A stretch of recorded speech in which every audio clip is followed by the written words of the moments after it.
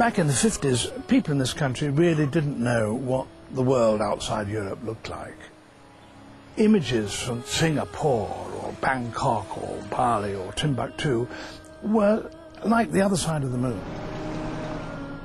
50 years ago, I was a young television producer in charge of what the BBC then rather grandly called its Travel and Exploration Unit. Actually, what it consisted of was me and one other person, and we took film from travellers, essentially amateur film, from distant parts of the world. Every now and again, we commissioned a film, and a group of undergraduates from Oxford and Cambridge turned up in the office and said they were proposing to drive from London to Singapore. They sounded as though they knew what they were talking about, and I thought we'd take a risk and give them some film. This programme uses that footage never before shown in colour to reconstruct a journey through a lost world. Wars and revolutions have made the voyage impossible today.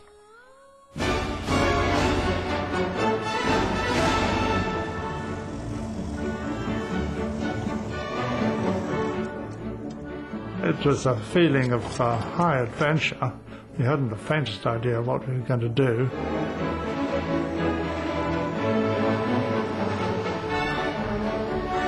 We didn't like the way they carried their weapons, and at one stage I think Tim and or Nigel sort of took over the weapons from them.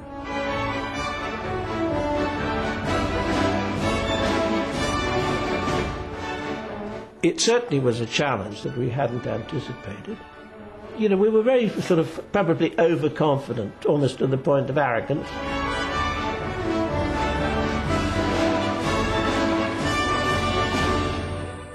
Early in 1955, 6 young men formed an expedition team. Each was assigned a specific role. Any expedition needs to build a team. It's not at all satisfactory to have a group of friends. So the recruitment was done on the basis of various tasks that people needed to do.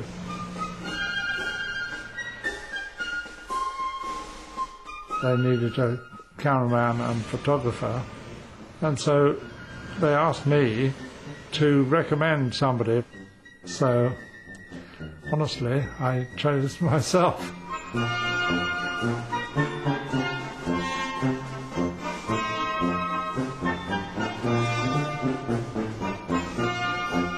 As a geographer, I knew about maps, and therefore I suppose I brought the navigational skills along.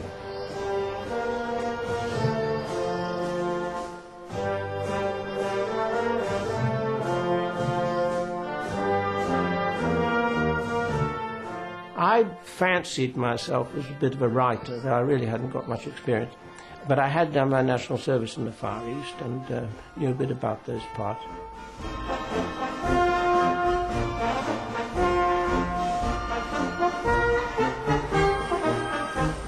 So we were a sort of polyglot bunch.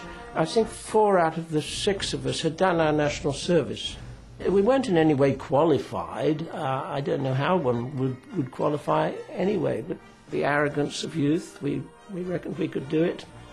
We reckoned we could do it if anybody could do it.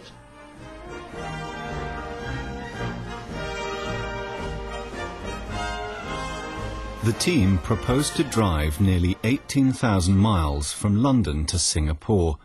This had never been done before. The main problem was people had driven from London to Calcutta, no problem at all. In fact, the record at the time was 2 weeks. Others had tried to go further but had failed. The reason they'd failed is that there was really no way through Burma. Before the war there had been no roads. 2 military roads were built during the war, and it was generally accepted that they had lapsed back into the jungle. For any chance of success, the expedition needed a vehicle which could last the distance over difficult terrain. There was only one contender. We went to the Rover company and we said, look, how about a couple of Land Rovers? And amazingly, they came through. And once we had the BBC and the Land Rovers, then all kinds of other sponsors came in. We had 83, I think, sponsors, ranging from the Land Rovers to the makers of whisky.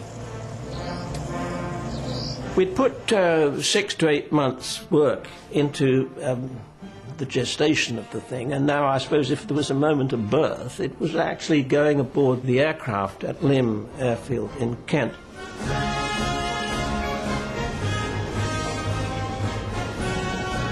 On September the 1st, 1955, the team began the first leg of their historic journey.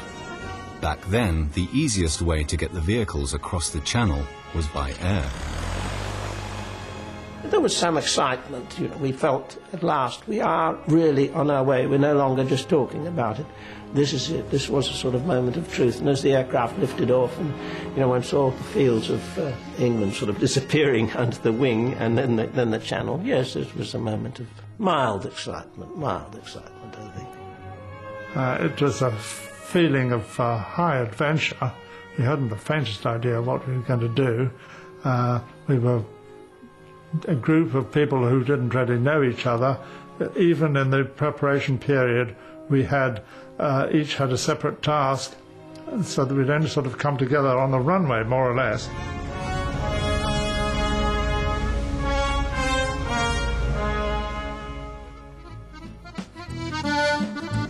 As part of the sponsorship deal, the team had to promote their trip to the foreign media. When we got to Paris, the French television say, we want you to do something typically English. How about brewing up tea? So we said, all right, we'll brew up tea if that's what you think English people do all day. We decided it should be done on the bottom of the Eiffel Tower, so we impressed ourselves and everybody else and baffled the spectators by brewing up tea in our billy can.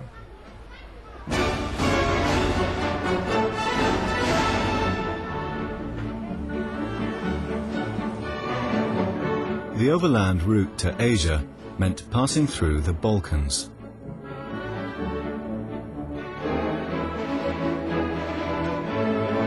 We had to go through Yugoslavia, which was a communist country, but not Iron Curtain. And so we were a bit dubious about whether we would have any political trouble. I think I was the only smoker, and I was given quite a lot of cigarettes by one or other of the manufacturers. The cigarettes were very useful to give to border guards and people who, you know, just might be able to ease our passage a little bit. We drove down this newish autobahn from the north of Yugoslavia down to Belgrade, and we might have passed 20 vehicles in 200-300 miles.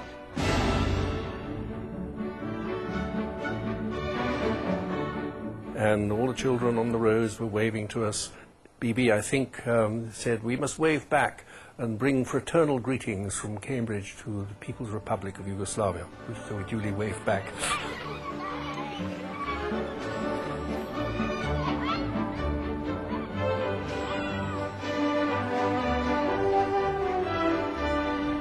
The Land Rovers drove through Greece and into Turkey until they reached Istanbul, the gateway to the east.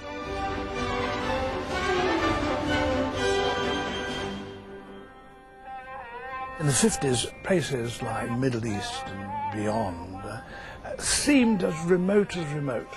Now, of course, it's rather different, because now package holidays will take you all over the place. But then, when you got the idea that someone who you might have known, who might have lived next door, could have driven there, that seemed absolutely amazing. We had 2 new rules when we crossed the Bosphorus. One was no lettuce beyond the Bosphorus, and the other one was, if you've got nothing to do, boil water. Lettuce, being uncooked, was frequently fertilized by human body fluids, shall we say. So we thought it would be extremely imprudent to consume them.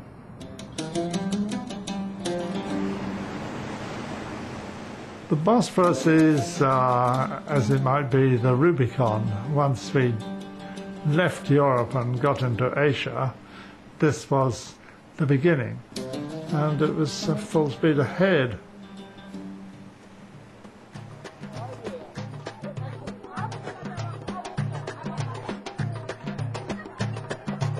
Once we got into Turkey, the roads began to, on the whole, be not so good, and the distances got to be greater, and the countryside got to be more open and more arid.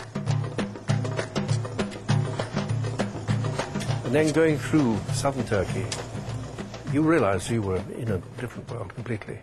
And then you get down to Syria, and it's definitely very, very different indeed.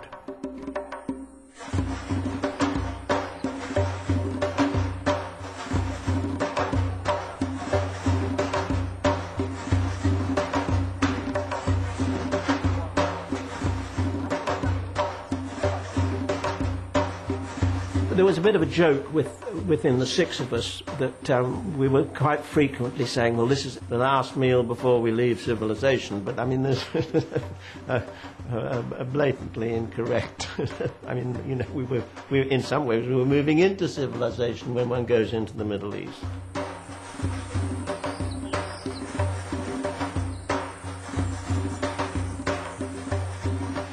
We were diverting, of course, to go and see sites and film different places along the way, Crusader castles, Baalbek, many, many other things of that kind. So we had a program sort of which we were stitching together to enhance the film that we were making for the BBC.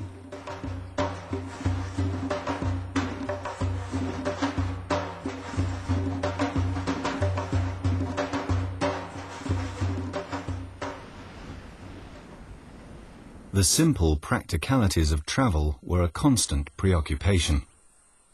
One's concerns were immediate. How far is it to the next place? What's the fuel situation? We've got enough water. Let's find a decent campsite for the night. Rather than, as one might wish, these sort of broadly philosophic, which really didn't concern us too much. When we're in the countryside, when we're out on the desert or near desert, we would camp just by the side of the road. And it was cold. I remember it was quite cold at night. My job as cook was to make the soup and make the breakfast, and I had to get up first. I slept in the Land Rover rather than on the ground in camp beds.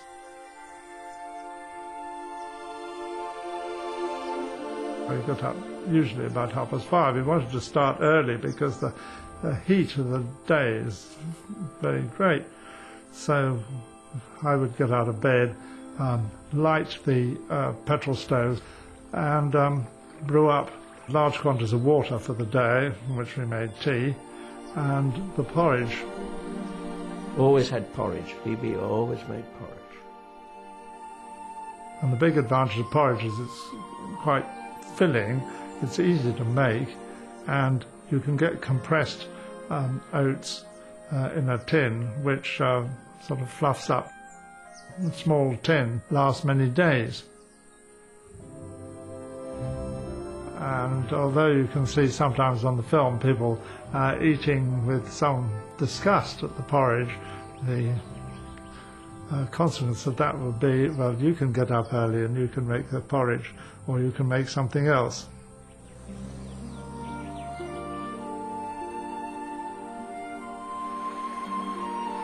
The team headed for Beirut, which was then the Middle East's most glamorous resort.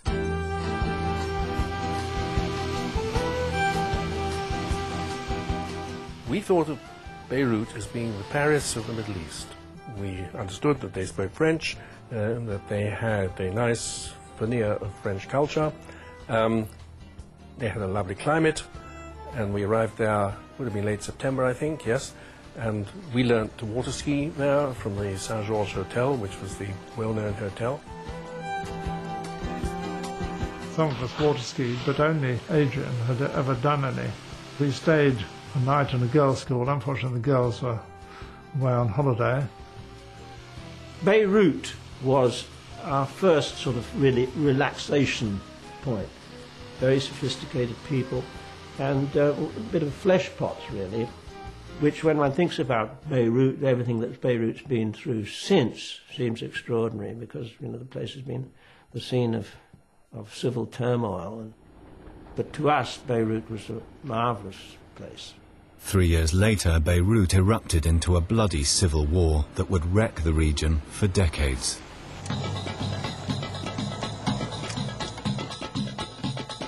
The next major challenge was to cross the 400-mile stretch of desert to Iraq, at this time still a monarchy on good terms with Britain. The journey from Damascus in Syria to Baghdad, and it's always been a bit of a barrier. I mean, going back to, biblical times, it used to take 4 and 5 weeks to get mail into, say, Baghdad. A couple of New Zealanders thought they could do better than that. They started a bus service. The problem was to get buses built which were rugged enough, so they built them themselves. And these became known as the Nan buses, because the two brothers were the brothers Nan. Of course, it's long since disappeared now, but we deliberately spent 2 or 3 days in the workshop seeing these things being built, and then travelled overnight. They always went at night because it was cooler. Marvellously impressive to see the way the drivers, in the loom of the headlights, could, because there's no road, and they'd swerve around sand and rocks and this and that and the other, and then the dawn had come up and one was running into Baghdad.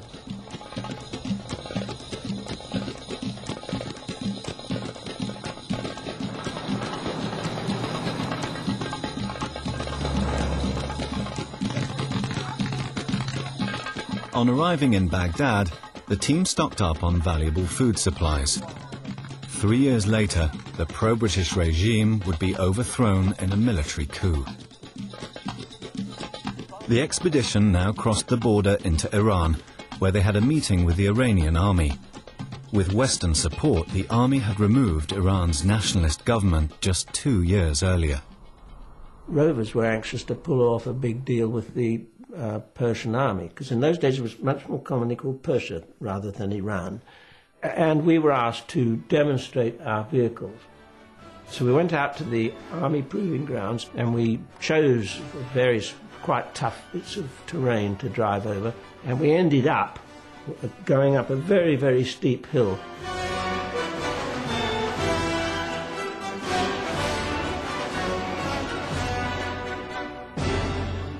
We found that we couldn't get up some of these steeper inclines in forward gear, but we could backwards, which amazed the spectators how versatile these vehicles were and how successful at going backwards. If you can't go forwards, you can always retreat. The Iranian army was so impressed, it promptly ordered 500 Land Rovers.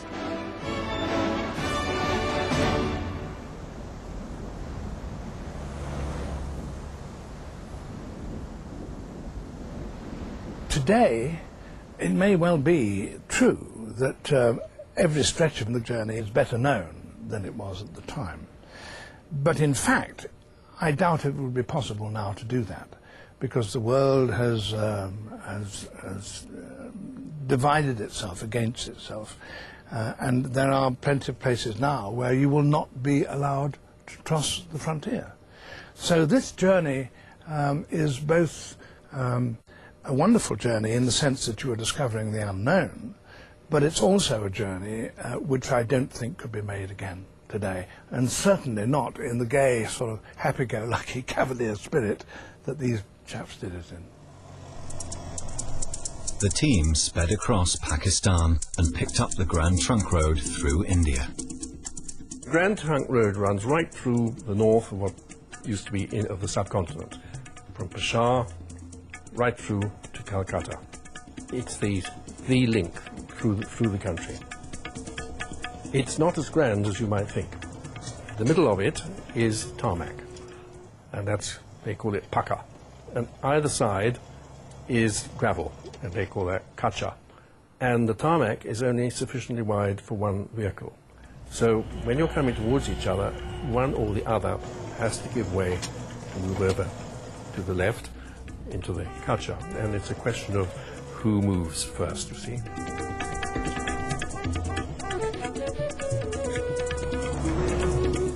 We did have some accidents. nothing very fatal. I hit a bullock cart, for instance, and that would have damaged the bullock cart, and to get that repaired, that was the man's livelihood. So you realize that what you have done has a greater impact than it would do in the West.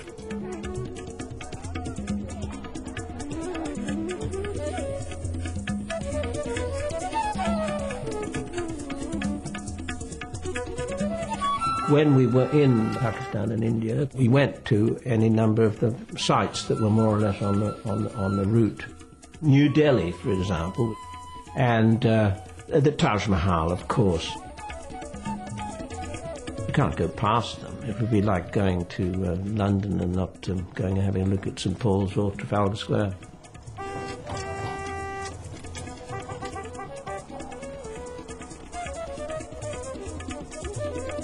After the long haul across India, the Land Rovers had to cross the mile-wide River Ganges. One of our sponsors was Brook Bond. Now, Brook Bond runs an empire, which is a sort of second division government. Every village throughout the continent has a Brook Bond man with a little stop-me-and-go cart. So if you actually want to do anything in India, or find out anything in India, or buy anything, or do whatever you want to do, you go not to the chief of police or the chief minister, but you go to the manager of Brook Bond. So we went to the manager of Brook Bond in Patna, who was almost weeping because he couldn't provide us with any elephants, because Bulganin and Khrushchev had just paid a state visit and taken all the elephants away. But he was desperate to do whatever we wanted, so we said we wanted a boat to cross the Ganges, and he said, dead easy, I'll get somebody to take you there in the morning. When we got to the banks of the Ganges, and they said, there's your boat, pointing at a little country boat with a bamboo deck, and said, that's it. When we saw the boat, it was very small. The width of the boat was only about the same as the length of the car. The problem was to get the car onto the boat very, very, very slowly and gently, because if you went too far, or you disturbed the balance of the boat, which was flat-bottomed and I would think highly unstable, the whole thing might have tipped. The whole thing was imminent disaster, but made good film, and away we went.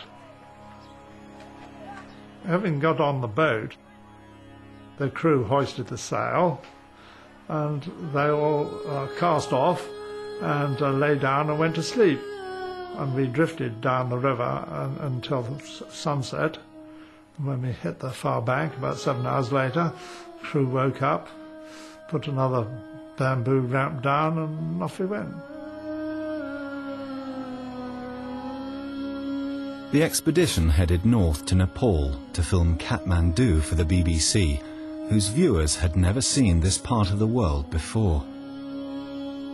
The legendary Kathmandu, which was an absolute must-go-to for filming purposes, but it's not been possible to get there in the past. At that time, everything had to be carried in over the mountains on people's backs, including the municipal steamroller and the British ambassador's Humber car. The Nepalese, extraordinarily sort of stalwart, stocky, carrying these amazing loads, and one would see 12-year-old children carrying 50, 60 pounds. Swinging on swings was the big recreation. Set up in the streets were enormously high bamboo sort of framed swings, about 40 feet high, which passers-by just swung and people watched.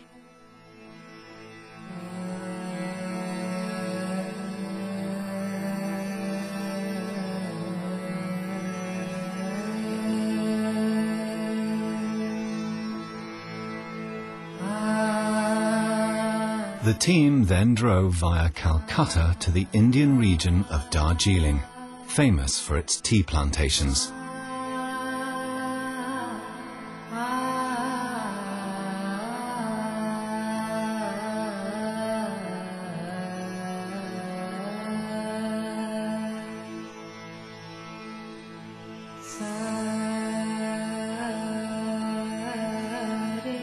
One of the problems that we sometimes had, a small problem, was where did we stay the night? And we were in Darjeeling, and we were wondering this when we saw a likely-looking tea planter. So we cozied up to him, and he suggested we stay the night with he and his wife in their home on the tea plantation, a little way out of Darjeeling. To get there, we had to cross a bridge, and the bridge was made, it said on the notice, maximum load 10 loaded ponies. We calculated that the weight of a Land Rover was about the same as, perhaps slightly less than 10 loaded ponies. What we hadn't really worked out was that the ponies would have been going in single file, so that the weight at any one point would not have been very significant.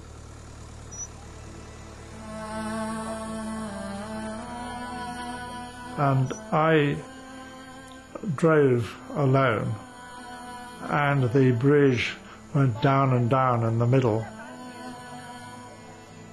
and it was an extremely frightening experience.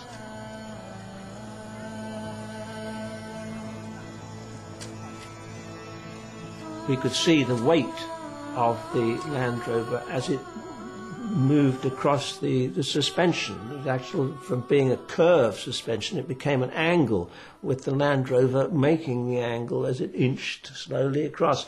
One of the problems was the driver didn't know whether to do it at speed to get across before the bridge broke, or to do it slowly, easily, gently, to give the bridge every chance.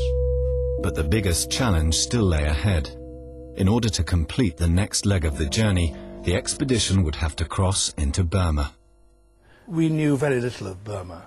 I mean, we knew about it from newsreels of the Burma campaign in the war, but we had no idea what the Burma landscape was like. What was it? Was it jungle? Was it paddy fields? How were the people dressed? What did they do? This is where the uncertainty began. We were certain of our abilities so far, and there'd been no physical or even political difficulties, but from now on anything might happen. We've no idea what the difficulties and dangers would be.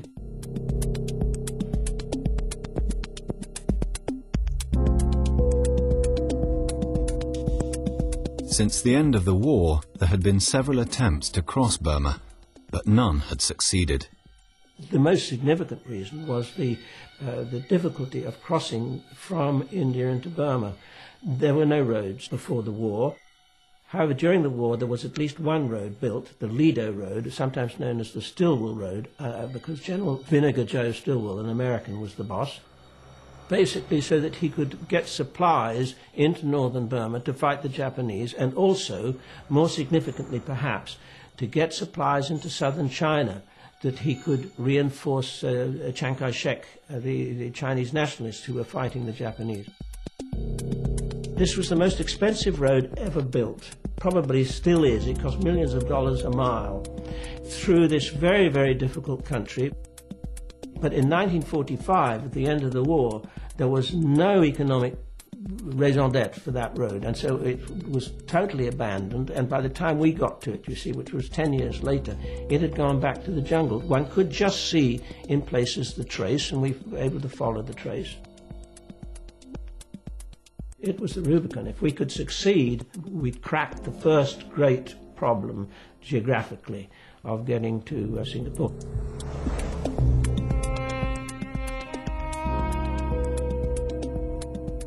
We, of course, chose the right time of year. It was January. It was the waters were at their lowest.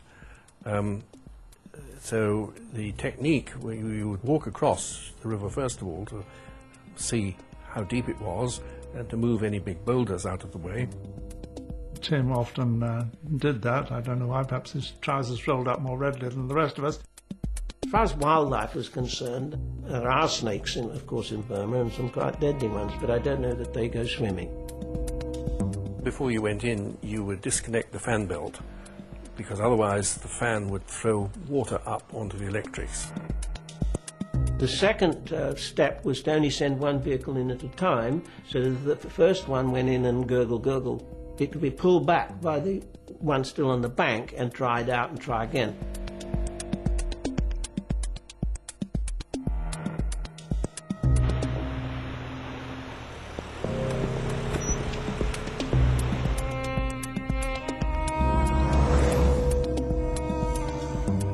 Burma had seen some of the bloodiest fighting between Allied and Japanese forces during the war. Debris from the conflict littered the country. We came across a Japanese two-man tank, which we all played about in. It was just a shell. Everything had gone from it.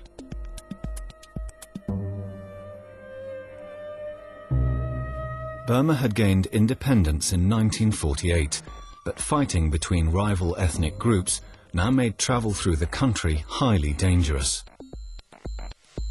The different tribes in Burma, of which there are 7 or 8, all decided they wanted a hand in the government. They were extremely upset, and they've been in insurrection ever since. They operated the opium trade, so they would attack anything perceived to be military or police. They also liked to attack civilians for their gold rings or whatever was to be had by pinching.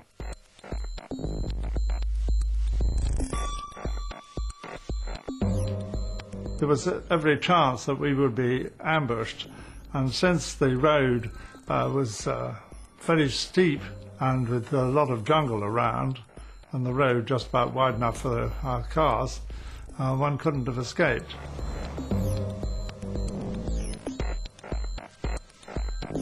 The threat was indeed real, because other convoys, the army lorries, which were the civilian buses, all had several bullet holes in the windscreen and had been attacked in the past. It was straightforward until we got to the Salween River, which separates what you could call sort of the major part of Burma from an eastern salient, the Shan state. And in that area we knew that there was a certain amount of trouble, and the Burmese army had told us that there was a certain amount of trouble. How far the Burmese army were responsible for the trouble is another story. So when we got to the Salween River, we found an escort waiting for us. 2 very clapped out jeeps, which broke down rather promptly about half an hour into this escort. We repaired it for them, and then Henry, our mechanic, drove it because he'd repaired it and he felt that he'd drive it. And you have to remember that 3 or 4 of us had done our national service, so we knew a bit about weapons and weaponry. We didn't like the way they carried their weapons, and at one stage I think Tim and or Nigel sort of took over the weapons from them. So we rather took over the escort and found ourselves not only escorting the escort, but also repairing their 2 jeeps.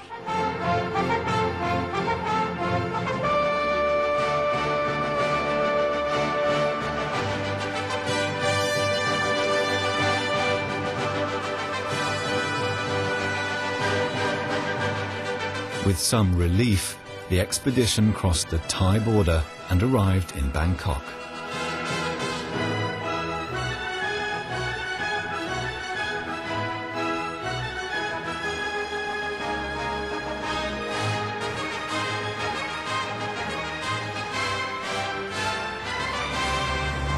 From Bangkok, the final leg of the journey took them down the Malay Peninsula to Singapore.